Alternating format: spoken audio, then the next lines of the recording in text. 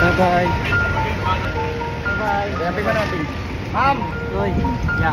Anting yan. Bye-bye.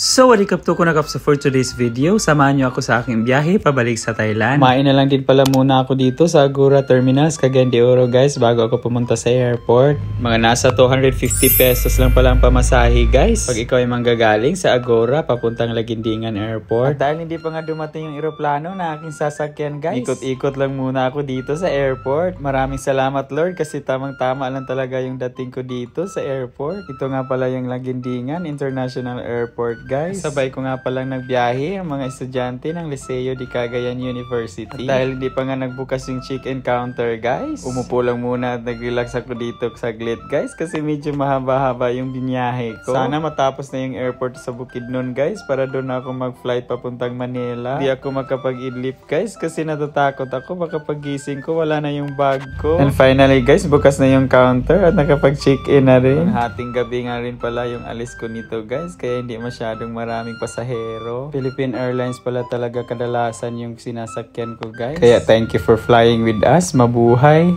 Char!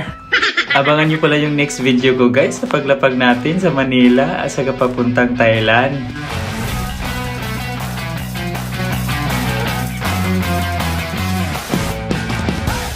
Thank you so much for watching. This is Vidi Pasino.